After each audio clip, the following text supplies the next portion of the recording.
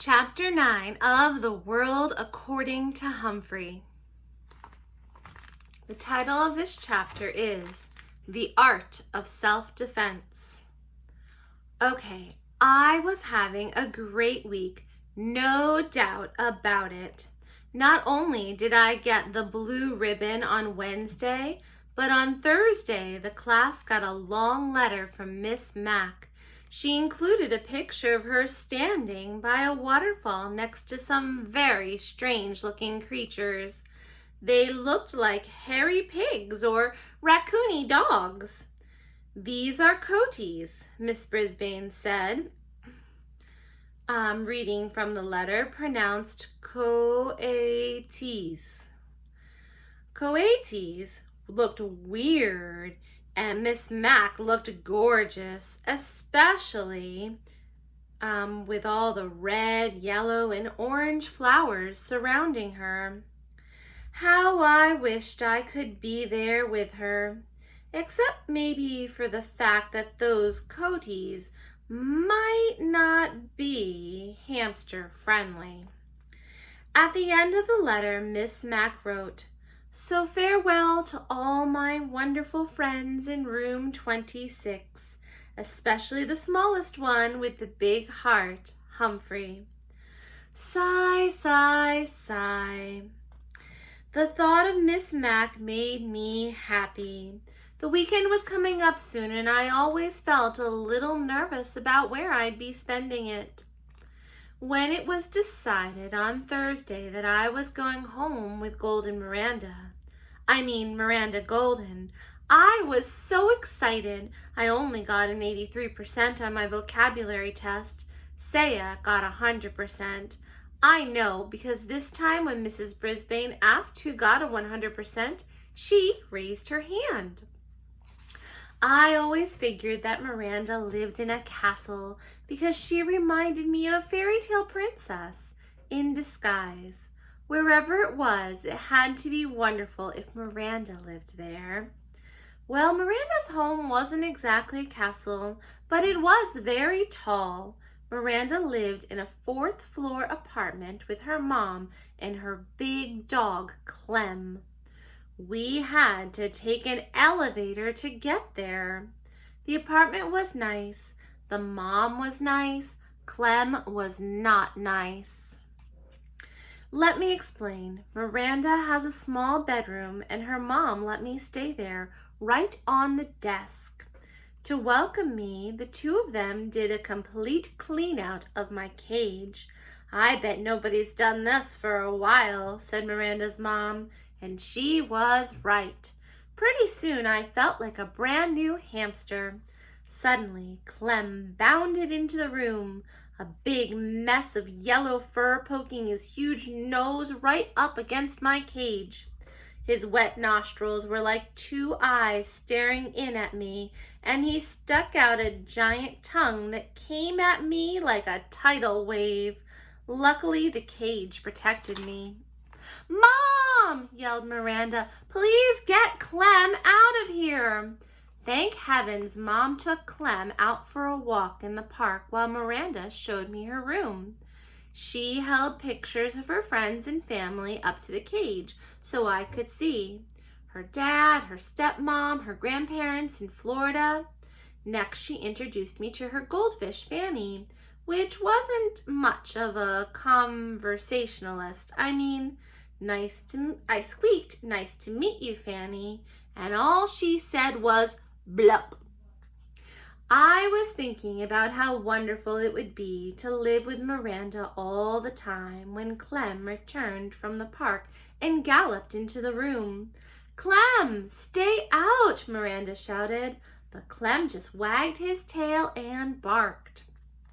Miranda closed the door, so the dog had to stay outside, but we could still hear him whining and crying like a baby out in the hall. Still, just being with Miranda made everything seem golden until her mom called her to go shopping. Miranda protested. Good girl. Mom didn't want her to stay inside on such a nice day. She had no choice. unless she was rude to her mom, which Miranda would never be.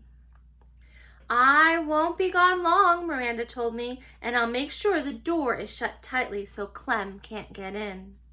Everything would be all right, I assured myself. After all, Miranda said so.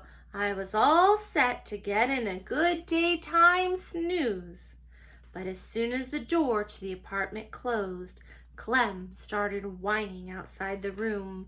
I could hear his big paws up on the door, trying to push it open. I was a little nervous, but Miranda had assured me I'd be all right. After all, she wouldn't be gone long. Then I heard it, the slight turning of the doorknob as Clem flung himself at the door repeatedly. What a barbarian he was! Suddenly the door swung open and Clem burst in and ran straight to my cage. I tried to distract him by spinning on my wheel. I can do that for hours if necessary.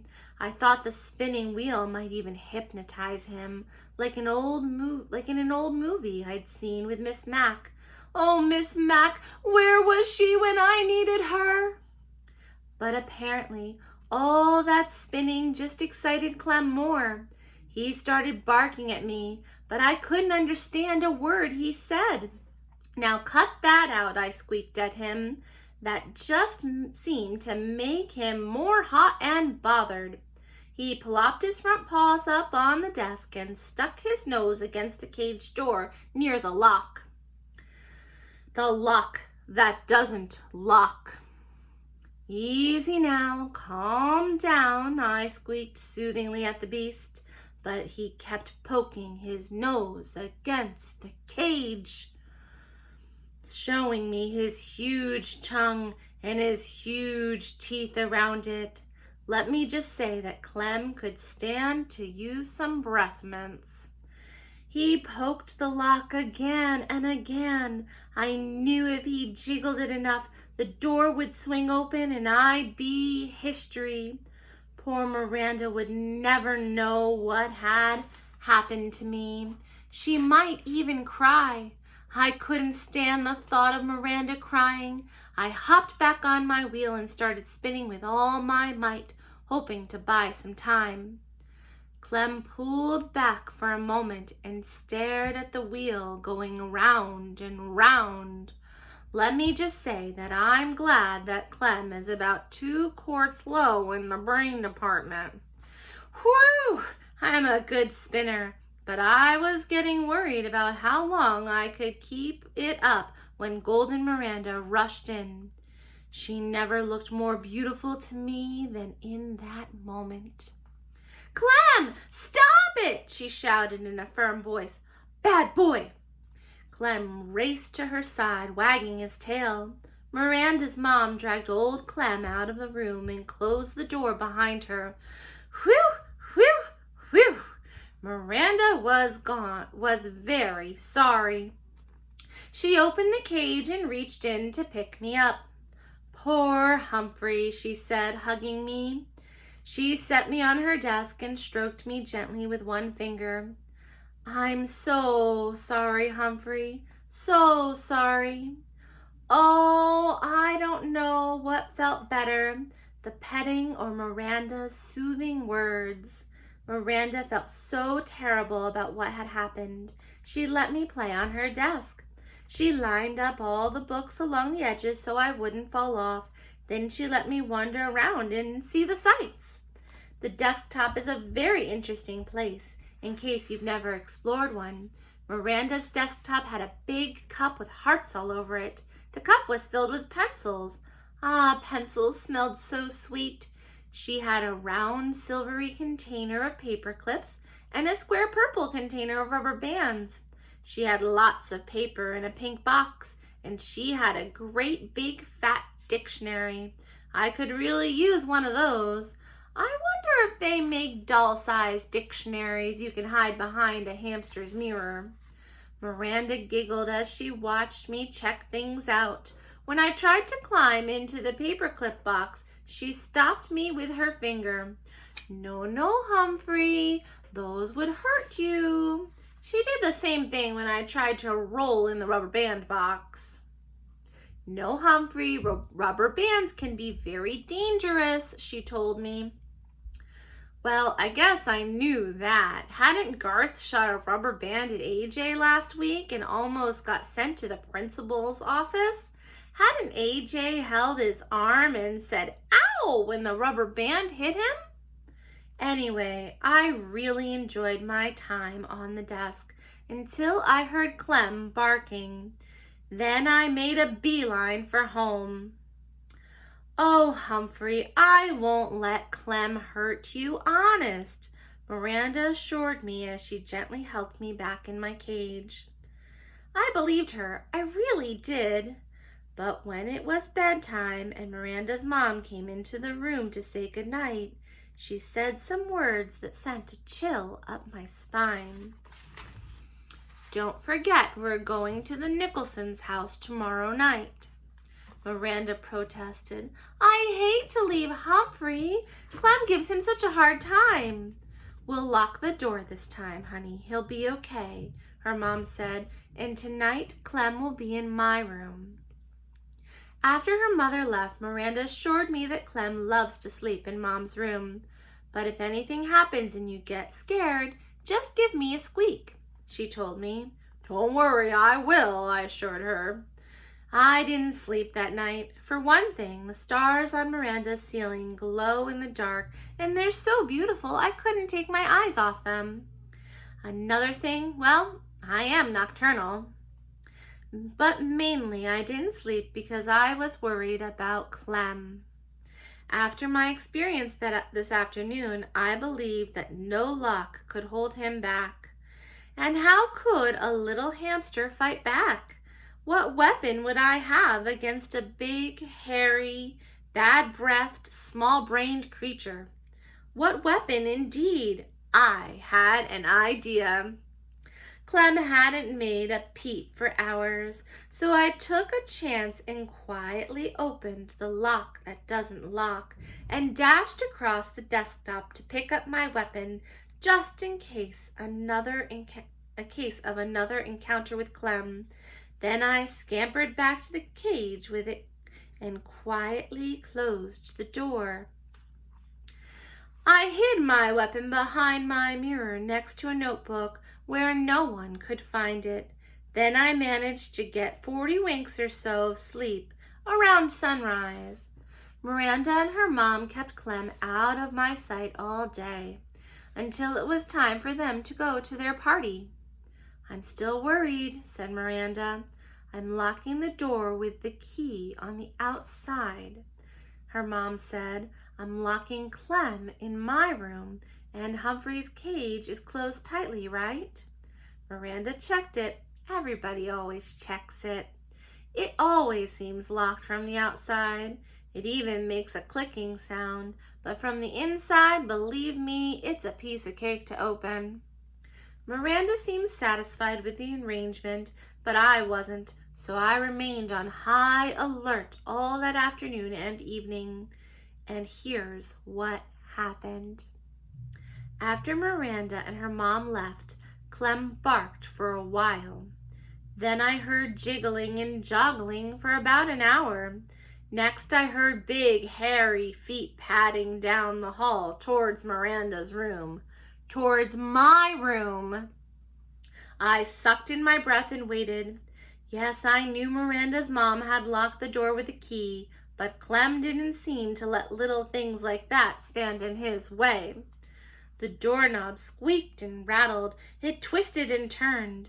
Nothing happened, but that didn't seem to bother Clem the barbarian.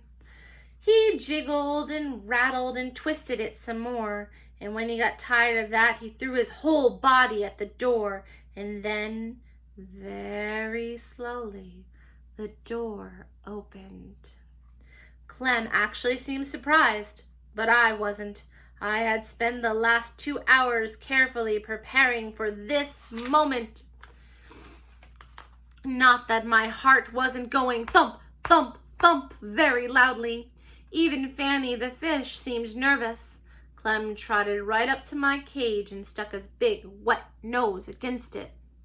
"Stay away! Keep your distance!" I squeaked. "I'm warning you!" Clem wasn't discouraged one bit. "Woof!" he barked, sending a foul cloud of doggy breath my way. I didn't even flinch. He barked a few more times and then began poking his big nose against the door. I wondered if he actually knew the lock was broken. The time had arrived to put my plan into action. I was in grave danger and I had no choice. I would only have one chance at Clem because I only had one weapon, a rubber band. It had taken me a long time to get it hooked around the edge of my food dish.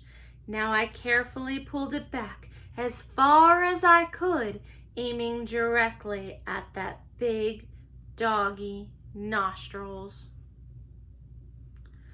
"You asked for it, beast," I squeaked, and then I let loose. The rubber band snapped and sailed through the air, hitting Clem squarely in the nose. He yelped like a baby and raced out of the room as if he had seen a ghost. Too bad I didn't still have my ghost costume. That would have been a nice touch. I guess Clem wasn't quite as dumb as I had thought, because he never even tried to come back in the room again. Of course, Miranda and her mom were really puzzled when they came home and found both bedrooms unlocked and Clem cowering under the living room sofa. "I don't get it," said Miranda. "Humphrey looks just fine. Maybe it was a burglar." But Miranda's mom checked the closets and the drawers and nothing was missing. "Now that's a mystery," said Miranda's mother after she searched the whole apartment. Miranda stared at me, shaking her head. "If only Humphrey could talk," she said. "But I can if you just listen," I told her. "I bet you'd have a lot to tell us," Miranda continued, not understanding my squeaks. Yes, I do, I thought. Enough to fill a book. Tip 9. Hamsters do not enjoy contact with other animals. A cat or dog may eat a hamster or at least do it bodily harm. From The Guide to the Care and Feeding of Hamsters by Dr. Harvey H. Hammer.